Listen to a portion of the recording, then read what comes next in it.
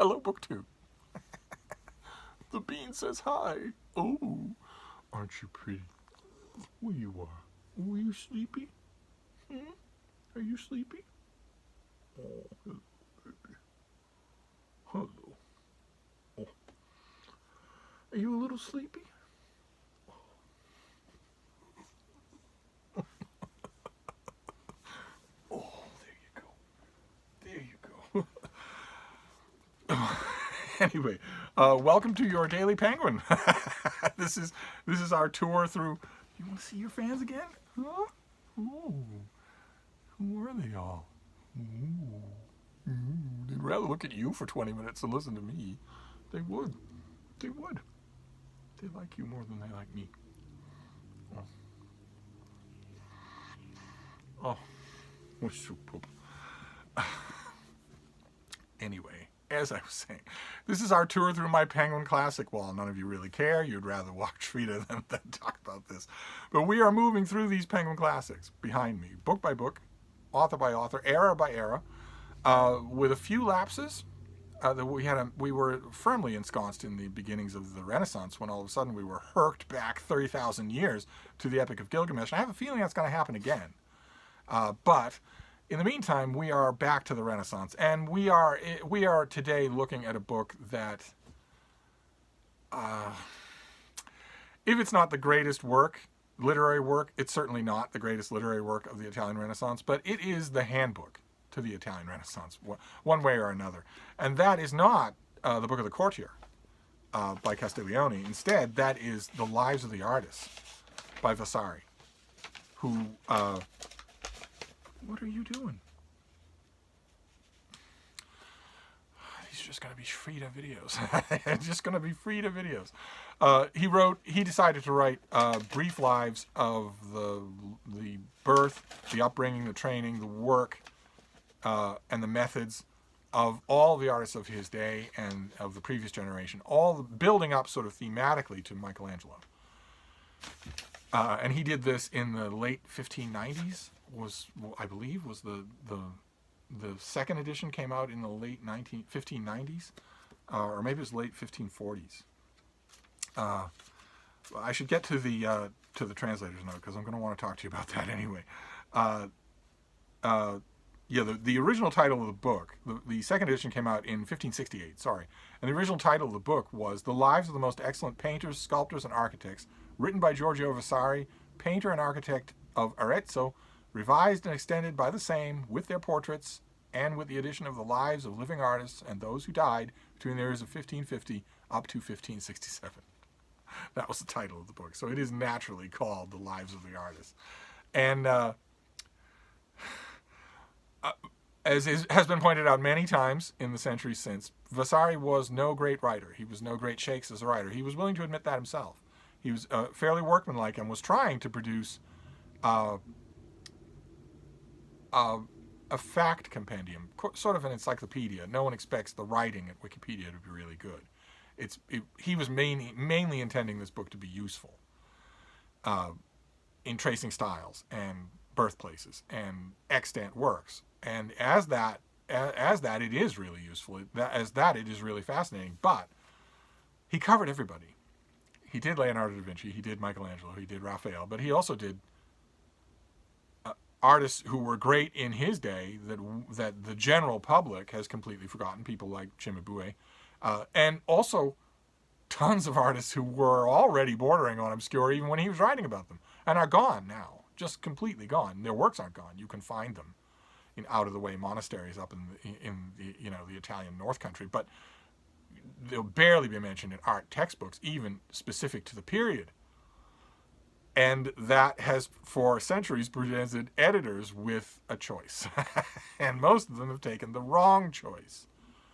The wrong choice here is to go through the 150, 160 lives that Vasari wrote and cherry pick the ones that you think will be of interest to your current audience. Vasari labored a long time over his first edition, and he labored a long time over his second edition. And there are themes running throughout. He's no great writer, so he doesn't handle themes well, but even so, he was absolutely hard-headed Florentine from his soles to his ears. So he would not have minded publishers making money, provided he got a cut of it, from carving up his book. But I mind. I mind. I mind because it is a bad step down a bad path to edit an ancient work, a work that's hundreds of years old, by what parts of it will be of interest to your present readers. That is up to the readers to decide, not you to decide. That's up to the age to decide, not you to decide. Nevertheless, Penguin Classics did that. Now, this is volume 1, and it's translated with an introduction by George Bull, who quite rightly says that Vasari, as he puts it, comes very smoothly into English. Vasari is not a challenge to translate. He was no great literary stylist, so it's easy to translate these lives, and it's a little bit more exacting to edit them, to annotate them, because Vasari often has dates wrong, times wrong. He makes mistakes, and he doesn't always correct them. He isn't always aware that he's making a mistake in a way that we are now. And I want to read you a little bit of what George Bull says about his translation, because it's going to give you pause, or it should, the way other translators' notes have that we've said. He tells you that he's taking his selection from the second edition of the Lives in 1568. When he wrote the first edition, Vasari already had the intention of adding further lives of living artists at a later period, but to a great extent the first edition reflected more accurately his brilliant historical design, ending as it did with the climax of the life of Michelangelo, to whom everything that had gone before was leading. In the second edition, there are about 160 lives, including several groups of artists, brief references to various Flemish artists, and Vasari's own autobiography, as well as the long introduction, 3 prefaces, the dedications to Cosimo de' Medici, and an address to fellow artists. I have translated 3 prefaces, and 20 of the lives, aiming at giving a balanced view of Vasari's attitude toward the development of the arts, but including only those artists still regarded as great masters. As this is itself a mutilation of the lives, I have not abridged any of those translated except the life of Michelangelo, which is by far the longest.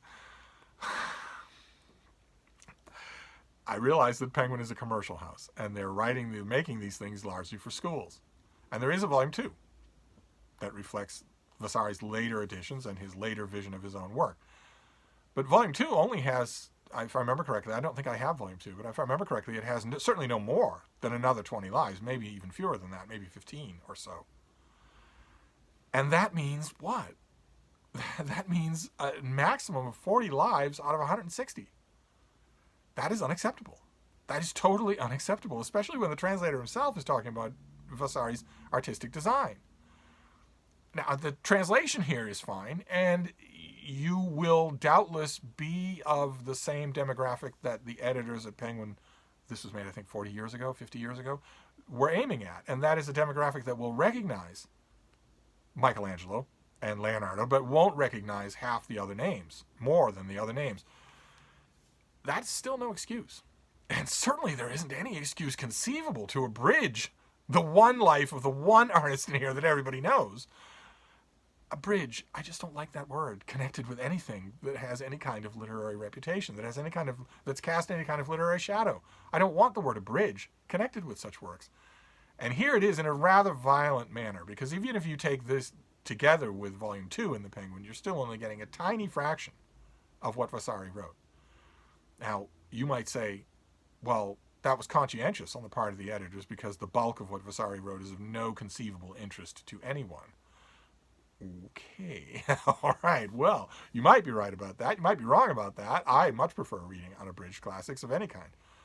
But even if you are right about that, that hardly explains then why, if you look over my head, you will see that Penguin Classics in their deluxe edition line came out with an unabridged 1,500-page paperback of the Domesday Book, which is a land census. I would argue that a land census of the domains of William the Conqueror has zero literary interest. Zero. Not a partial, but zero.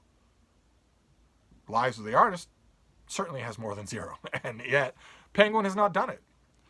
Everyman Classics did it. They did, and this is another example of where I'm showing you a Penguin Classic, but I'm going to recommend something else. I'm going to recommend the box set, the 2-volume box set that Everyman Classics did probably 20 years ago.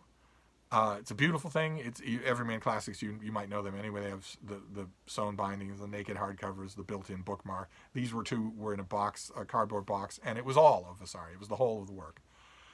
And I fell into it. I wish I still had a copy. I just fell into that 2-volume work. I just loved it.